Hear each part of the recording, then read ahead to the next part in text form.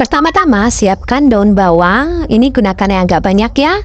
Ini sekitar 5 batang. Daun bawangnya ini sudah dicuci bersih dan diiris tipis.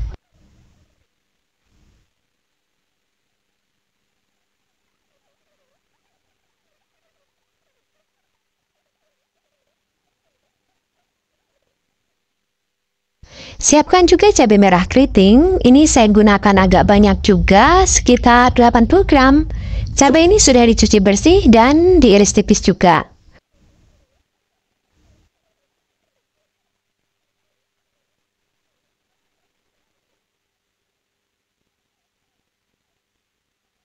Kemudian siapkan mie kuning atau mie kenduri.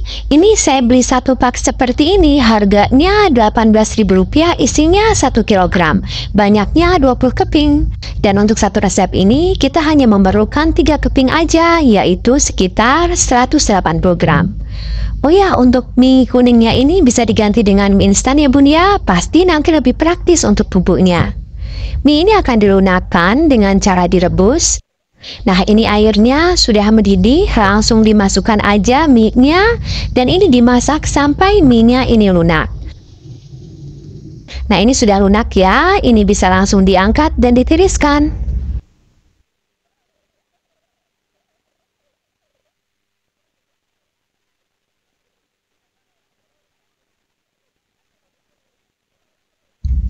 Nah, ini mie yang sudah direbus tadi, ini digunting-gunting terlebih dahulu agar nanti nggak kepanjangan dan mudah saat kita membentuk-bentuknya. Jika sudah, mie-nya ini bisa disisihkan terlebih dahulu. Kemudian siapkan juga telur puyuh, ini untuk isiannya ya. Ini saya beli di pasar yang sudah direbus seperti ini, harga satu butirnya Rp500. Dan saya udah coba beli yang mentah untuk direbus sendiri, ternyata harganya nggak jauh berbeda. Jatuhnya sekitar Rp500-an juga per butirnya. Belum lagi jika kita membeli yang mentah dan merebus sendiri, itu ada resiko pecah saat kita merebusnya. Untuk satu resep ini kita memerlukan sekitar 16-17 butir telur puyuh seperti ini. Nah, ini kita kupas terlebih dahulu. Jika sudah selesai, kemudian siapkan wadah yang agak besar dan masukkan mie yang tadi sudah direbus.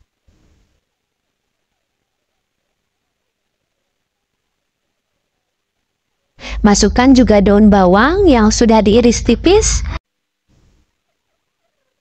Serta tambahkan cabai keriting yang juga sudah diiris tipis-tipis. Kemudian tambahkan garam 1 sendok teh datar dan lada bubuk 1/4 sendok teh. Masukkan juga kaldu bubuk 1 saset. Di sini saya gunakan yang rasa ayam. Nah, ini kita aduk lagi ya sampai benar-benar tercampur rata.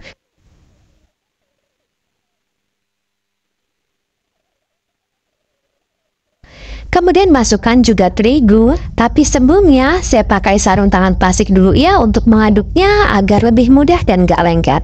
Ini saya masukkan tepung terigunya 3 sendok makan munjul, dan karena kadar air pada mie itu berbeda-beda, ini tepung terigunya disesuaikan dengan kebutuhan ya bun ya, sampai nanti didapat adonan yang bagus dan bisa dibentuk-bentuk.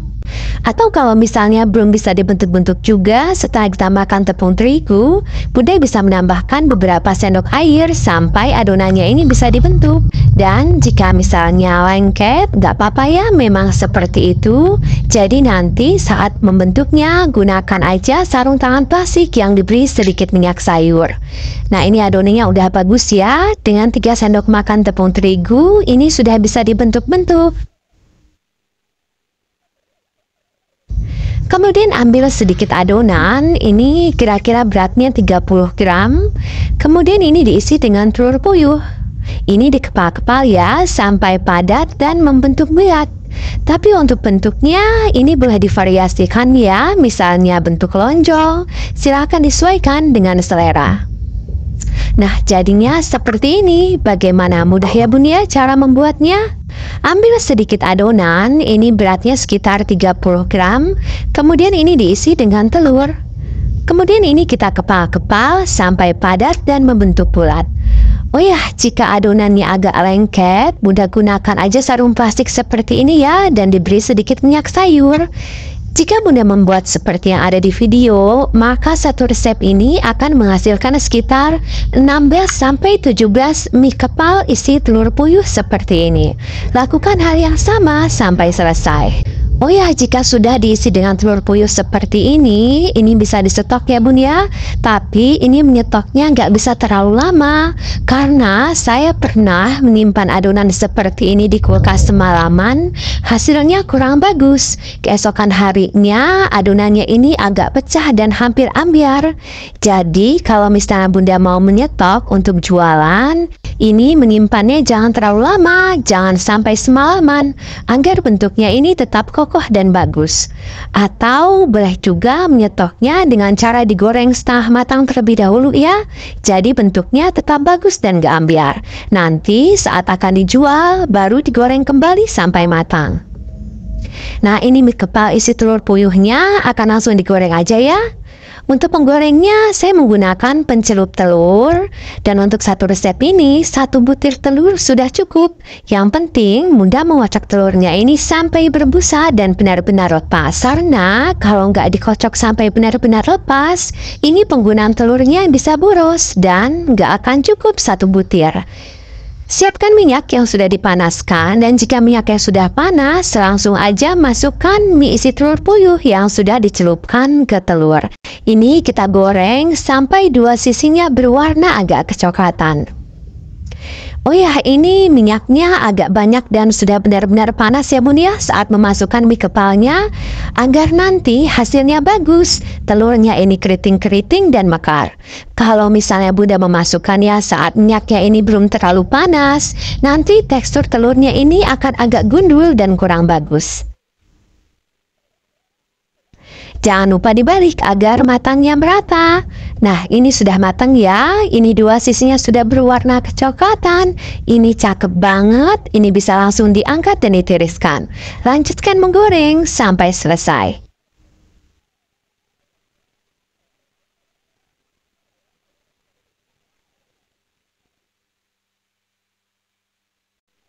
Nah, ini yang barusan kita goreng. Ini terlihat sangat menarik, lezat, dan unik banget. Selain memang rasanya yang memang sangat lezat, ukurannya juga lumayan besar ya.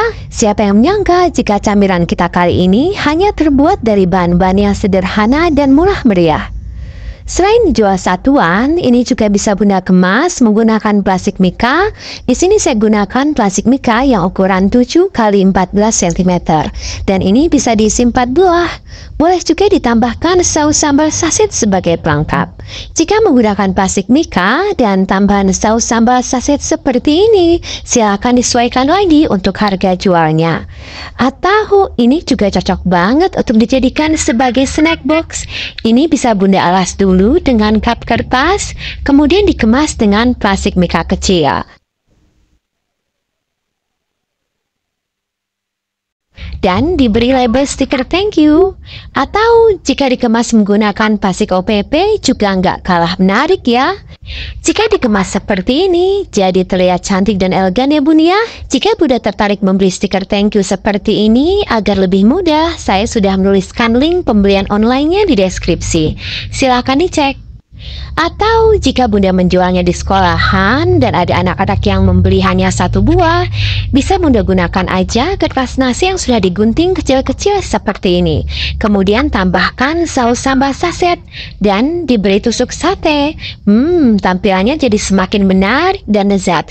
Pasti akan membuat anak-anak bolak-balik jajan ya. Soal rasa, jangan diragukan lagi. Ini enak banget. Ini bagian kulit luar telurnya crispy, gurih banget, berpadu dengan lezatnya mie yang ada di sebelah dalam.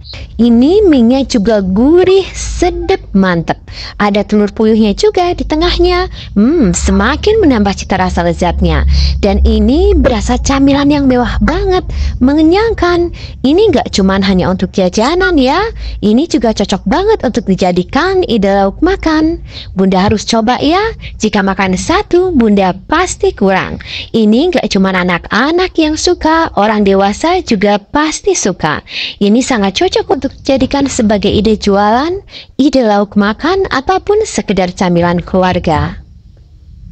Oh ya, perkiraan modal untuk satu resep ini adalah Rp18.400, menghasilkan 17 buah.